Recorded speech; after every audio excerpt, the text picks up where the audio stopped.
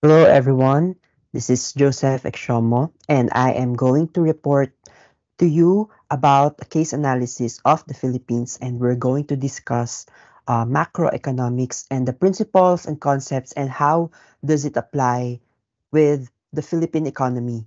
So to begin with, uh, we are from Group A, and I am a group member with Simranpreet, Saranjit, and Jessica, and I will be going to discuss my analysis on the Philippines, particularly its economy, and how does macroeconomics, I mean, applies in the Philippine setting. So first is just to give a brief introduction. So we are representing the Philippines as the country of study, and the Philippines is one of the nations established in Southeast Asia. And also the Philippines is situated in the Pacific Ocean, particularly in the western part of Pacific Ocean, and it has a physical shape of an island. So Philippines is categorized as an archipelago or group of islands that is a sovereign state comprises of group of islands. So why do we choose Philippines? Uh, we chose Philippines because we find it very interesting, uh, especially that the Philippines economy is ranked 34th among the world's major economies. So Philippines has a growth rate of 5.6% at the end of 2023, which is a good number because it was fast expanding in all of Southeast Asia when compared to Indonesia, Vietnam, Thailand, Laos, Cambodia. So Philippines is uh, fast expanding in terms of the growth rate of the economy. So it is considered as a recently industrialized nation, and also the Philippines is transferred from being agricultural based to becoming more active in manufacturing. So the economic prospects of the Philippines. So the country's economy is steadily expanding, and just like what I've mentioned, it has a growth rate of 5.6% at the end of 2023. And the Philippines economy was the fastest growing in all of Southeast Asia. So there are 10 countries that are part of Southeast Asia, and Philippines is one of those fastest growing in all of Southeast Asia. Um, Particularly, I myself being a Filipino, I take pride on it because I am a witness on how the Philippines is being involved in diplomatic diplomatic ties with other uh, nation, and I can see that the Philippines has a potential to be one of those developed countries in the future because uh, in a study, the Philippines is predicted to grow significantly in 2024, which proves its tenacity in the face of numerous headwinds from the global economy. Given that the Philippines is uh, battered by typhoon, earthquakes, it's very common to experience natural calamities. But despite of those challenges, the Philippines was able to grow significantly in terms of their economy. But of course, we're not sugarcoating everything. There are, of course, problems that are part of the economy of the Philippines, and we'll tackle it one by one, and we'll discuss how it affects the overall performance of the Philippines. This is a graph showing the real GDP growth rate of the Philippines from 2020 until 2023. So if you can see, 2020 is the start of the pandemic. So the pandemic has really a major contribution in the growth rate of GDP of the Philippines in comparison to other Southeast Asian countries.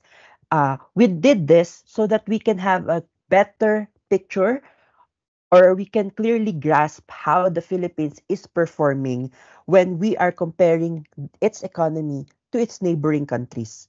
Because we will have a bigger picture to compare the Philippines economy with other Southeast Asian countries.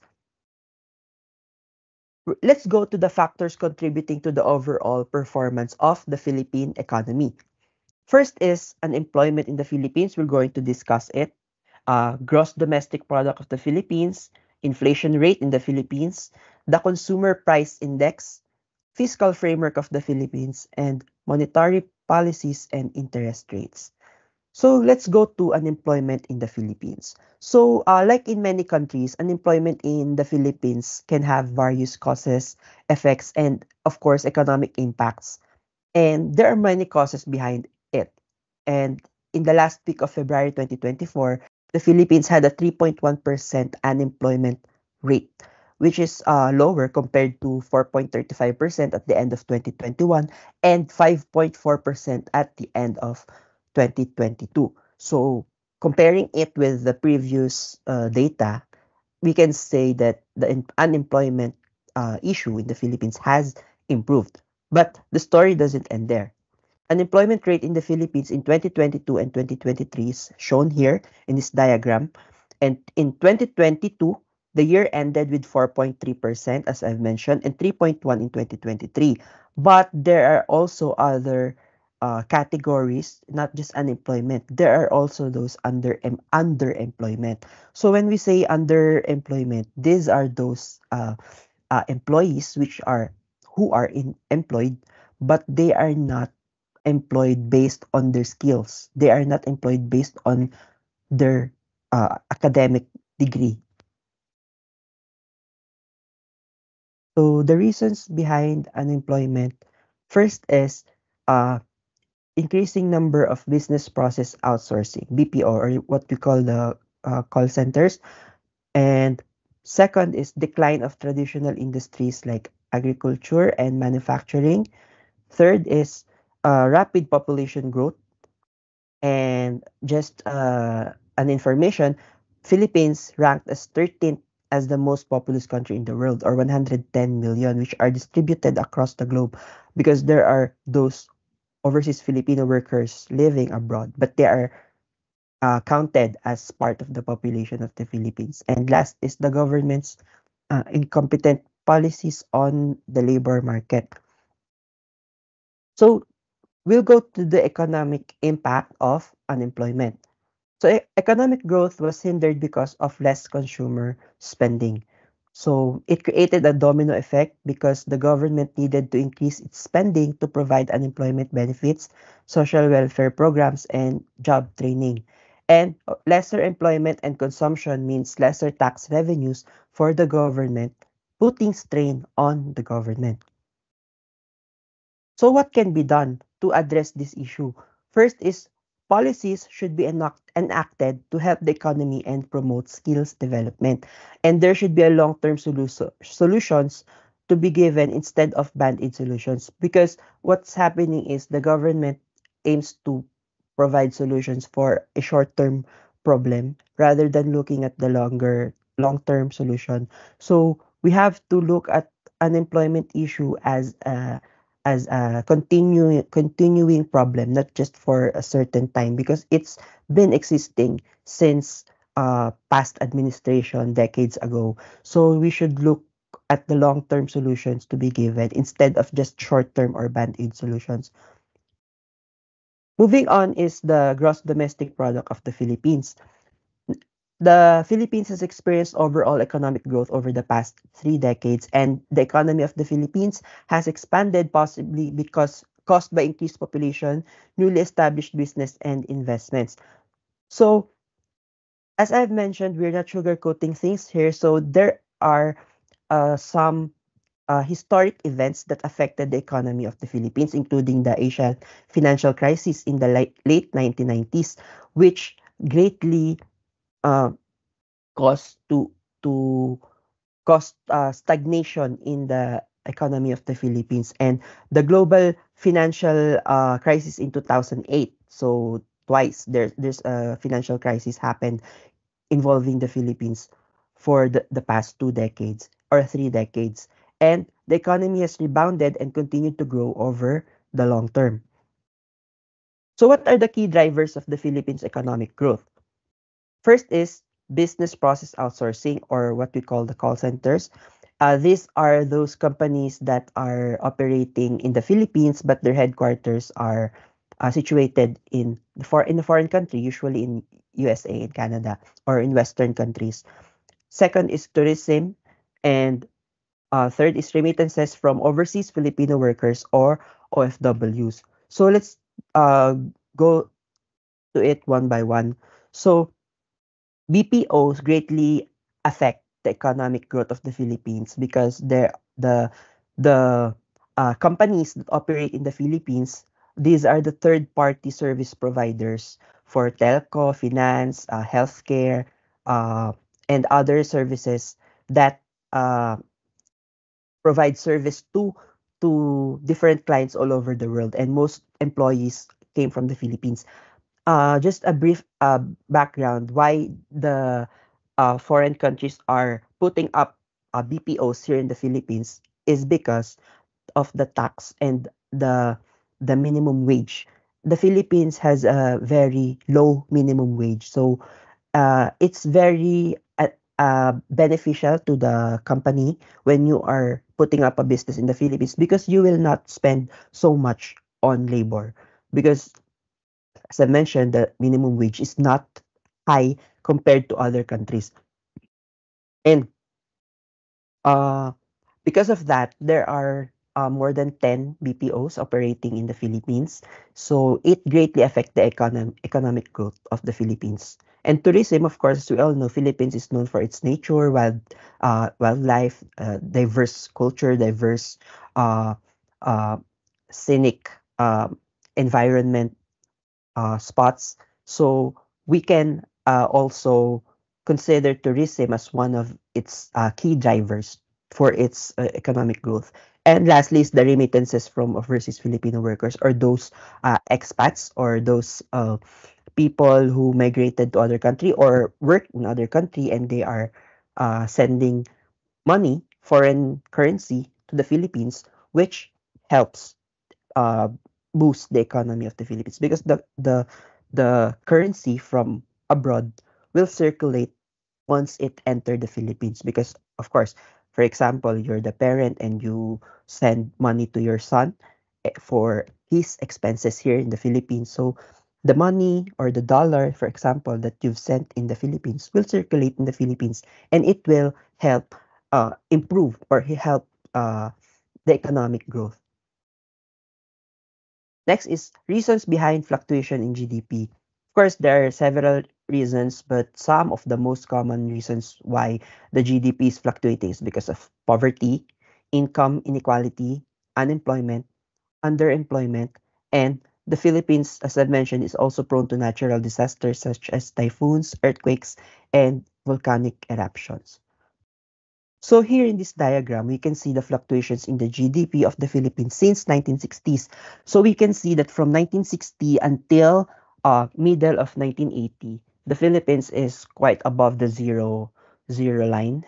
So it's like more like kind of stable when it comes to the growth. But there's a deep decline during the 1986 period because that's the economic financial crisis, the first financial economic crisis that greatly affected the Philippines. And it went back to its normal rate from 1990 until uh, 2010s. Uh, as you can see, there's also a financial crisis in 2008, but it does not greatly affect the GDP growth rate of the Philippines until 2020, which is the pandemic. So it's in 2020, the decline is much bigger compared to 1986 because of the pandemic when there's a lockdown and there are restrictions in worldwide, so it greatly affect the gross domestic product growth of the Philippines annually. So GDP in 2024 is predicted to rise by 6.4%, and it indicates a quicker recovery rate from 2023 and the likely conclusion of the central bank's tightening cycle. And the government's 2024 projection remains below its current year aim of 6.5 to 7.5%. So let's move on to the inflation rate in the Philippines. So the annual inflation rate in the Philippines fell to 2.8% in January 2024 from 3.9% in the prior month. So it is the lowest since October 2020. So October 2020 is uh, during the peak of the pandemic. So January 2024 is the lowest from that period. And in December 2023, the inflation rate was 3.9% compared to 5.4% in December 2020. Again, this graph shows the inflation rate in the Philippines from 2020 to 2024. So we can see that from 2020, it's almost close to zero, somewhere between 1%. And then it's slightly increasing as the restrictions is uh, as they ease the restriction, it went up to 4% by 2021 and slightly decreased on 2022. But on 2023, when the lockdown was uh, abolished or the restriction was abolished, so it went to around 9%. So in 2024, inflation rate is again decreasing at the same rate with 2022. So it's early to say because we're still in the first quarter of 2024. But of course, we have to monitor whether what would be the performance of the Philippines as the quarter goes or as the month goes by. So the consumer price index. So the most critical categories in the consumer price index in the Philippines is the top products that are being consumed by the Filipinos, which are the food and non-alcoholic beverages, which amounts to 39%. Second is the housing, water, electricity, gas, and other fuels, which is 22%, and transportation amounts to 8%. So other than these major categories, this index also includes health, which amounts to 3%, education, 3%, clothing and footwear, 3% also, and communication and recreation and culture, which holds 2% each. So the consumer price index over years is being shown here. So the actual, the previews, the highest, the lowest, and the dates uh, included in this. So we can see that the actual consumer price index is 2.8 and the lowest is negative 2.10. So let's move on to the fiscal framework of the Philippines. So the Philippines unveiled its medium-term fiscal framework or the MTFF in 2022, which runs from 2022 to 2028. So currently it's being observed, being considered because it will run until 2028. And it emphasizes this framework emphasizes the government's dedication to debt sustainability and fiscal restraint while providing at least 5% of GDP for infrastructure expenditure each year. So this framework also intended to reduce poverty and stimulate the creation of jobs by investing in human and physical resources. So the MTFP summary given in 2022. By the way, MTFP stands for Medium Term Fiscal Program.